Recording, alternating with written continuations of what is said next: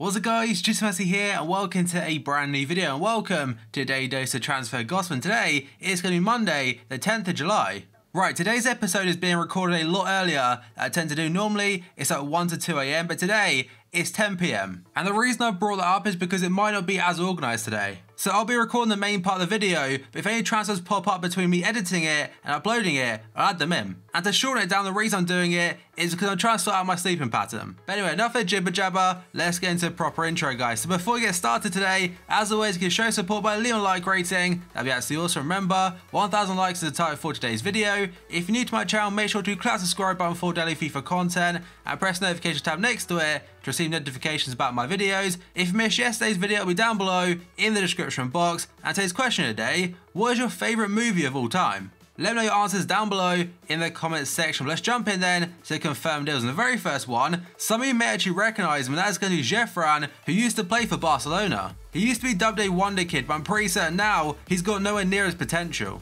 The team he has joined is going to be Grasshoppers in Switzerland, and he's joined them from the Belgian team called KAS Eupen, and that one is an undisclosed fee. And now we've got a player leaving Grasshoppers, and that is going to be Georgiev going to FC20 in the Eredivisie, again from the Swiss club, on a loan deal. And a random fact about him, I think he has two different nationalities on FIFA Ultimate Team, one being for Macedonia, the other one for Switzerland. Then we've got a Turkish centre-back by the name of Özlu. He's gone to Rizespor from Konyaspor on a free transfer. Then we've got a player this year who's got an awesome card, and that's RUDIGER. He was so good back on FIFA 12 and FIFA 13 as a silver. I think playing for Anderlecht, he moved to Norwich City, it didn't really work out for him whatsoever. And then his most recent club before moving was at Legia Warsaw in Poland, but now he's joined Olympiacos in Greece for £2.13 million.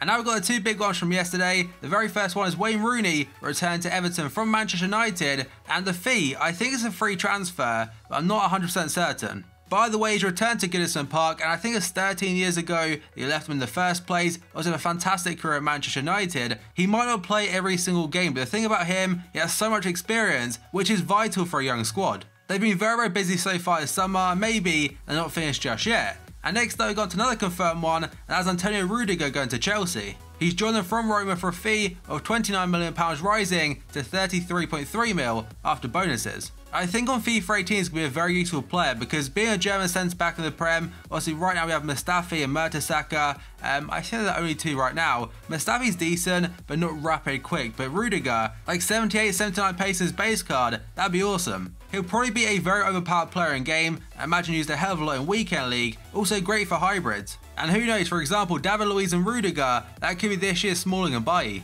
And now we've got Lukaku to Manchester United, and of course on Saturday, United officially announced they agreed a deal to sign Lukaku from Everton. And yesterday he completed his medical in Los Angeles. And I believe he had an interview yesterday with ESPN, and he said who would say no to the biggest club in the world. And I do imagine he'll be fully announced potentially even today. Next up we got onto Sandro Wagner of Hoffenheim today, gets a contract extension until 2020. And of course he was part of the German national team that won the Confederations Cup this summer. And now we got onto potential transfers, and the very first player is going to Makanjo. According to Damasio today, FC Lorient striker Benjamin Makanjo is set for a move to Janssen Suning in the Chinese Super League. And the reason I mentioned this one is because the Chinese Super League transfer window does close this Friday. So they have got 5 days to sign some players, and remember, there is a 100% tax rule on all foreign players. And that tax might go straight into youth development for Chinese football, so it's a very good idea there, and it has had its desired effect so far. No Rooney, no Costa, no Aubameyang, no anyone just yet.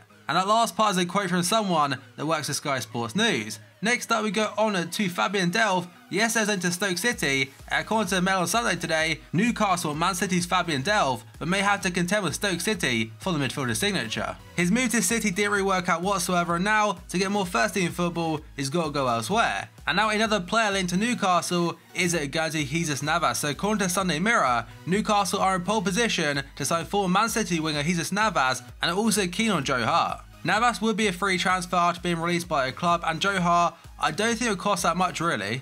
I imagine Joe Hart does have a fair few offers in his table, and Newcastle, it could be one of the better ones. The main two teams linked to Joe Hart right now are probably West Ham from the very get-go, and a strange one, but Manchester United every now and then. But to be honest, it's probably very lazy journalism. And next up we got to one linked to City today, and that is going to be Inigo Martinez from Real Sociedad. So according to Marca today, Man City are keen on Real Sociedad defender Inigo Martinez, who's got a £26.5 million buyout clause.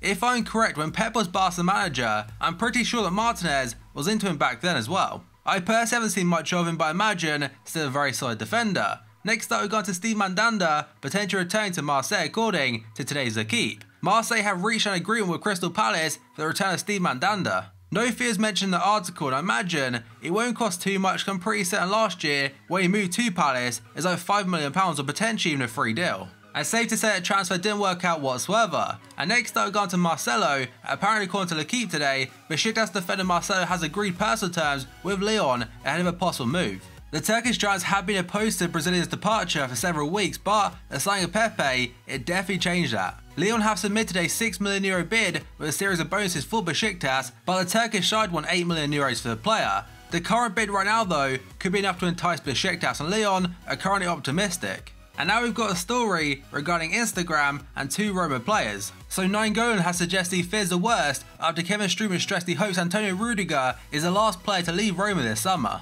Strootman posted a picture on Instagram saying good luck to my bro Rudiger at his new club. And the last part of it does say PS, I hope that this will be the last goodbye this summer. However, Nainggolan did comment on the picture saying I don't know. And new Liverpool player Mohamed Salah also commented saying the time for Rudiger now. There are a lot of rumours saying Malas could still leave the club, and even Nainggolan himself has been rumoured with a transfer away.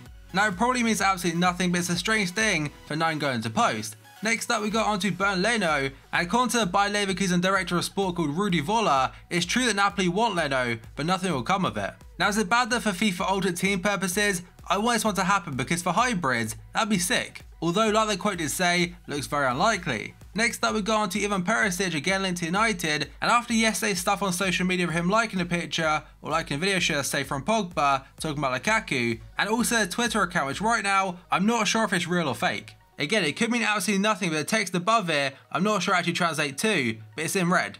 And a lot of people on Twitter seem to think it's another hint at Manchester United. Next up, we got on to Olivier Giroud, and according to Sky today, Everton are now focusing on Olivier Giroud, and they believe they have a 50% chance of signing the Everton striker. Now, surely every single transfer in the history of transfers has been a 50-50, either the club thinks they can sign him, or they don't. So that statement could be worded a little bit better, and the person from Sky also said Gylfi Sigurdsson and Demarai Gray are also 50-50.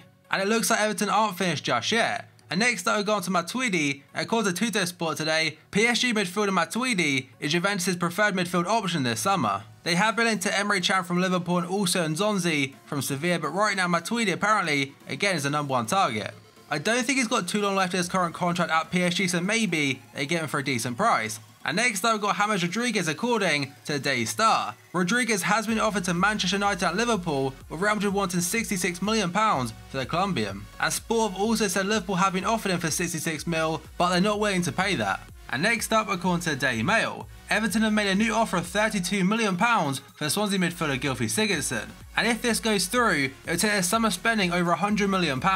And next up, according to the Daily Star, having already agreed a deal to sign Lukaku from Everton, Manchester United can sign another Chelsea target after agreeing a £35 million deal for Monaco midfielder Bakayoko. And there were reports saying Bakayoko was having a medical at Chelsea, that was like 2 weeks or so ago now. Next up, we go on to Thomas Lemar again of Monaco, and according to the Daily Mirror today, Arsenal are willing to make a third bid of more than £45 million for Monaco star Thomas Lemar, having already had offers of £30 million and £40 million turned down this summer. And now, according to Damasio, Wojciech Szczesny has agreed personal terms with Juventus, and negotiations with Arsenal are set for the coming days. And they did sell Neto to Valencia a few days ago, so maybe it could be a sign of this one happening. And now I've got a player I mentioned just a few minutes ago, James Rodriguez. So according to reports in Colombia, today we'll see an official bid arrive from Bayern Munich for James Rodriguez. And the reason they're so open to selling Rodriguez is because they are on the brink of completing the Dani Ceballos deal from Real Betis. And the final one today is going to be Kylian Mbappe. So according to Sky today, PSG are offering Mbappe a 1,150% pay rise. Right now at Monaco is on £16,000 per week, but PSG, they're willing to pay him 200 grand a week. And for an 18-year-old, that is absolutely mind-blowing. But also on Twitter, on his official one yesterday, he kind of trolled the media a little bit. I will put it on your screen right now, and it's got a flag of France, Great Britain and Spain, with each different language showing back to Monaco. And of course, he's linked to clubs in Spain, England and also France. So I have a feeling right now he's definitely trolling a little bit and he'll stay at Monaco. But that is the final one for today's video, guys. So as always, if you enjoyed it, show support by leaving a like rating. That'd be absolutely awesome. Remember, 1,000 likes is the target for today's video. If you're new to my channel, make sure to click the subscribe button for daily FIFA content and press the notification tab next to it to receive notifications about my videos. If you missed yesterday's video, it'll be down below in the description box. And today's question of the day, what is your favourite movie of all time? So thank you for watching this video, and I'll see you next time.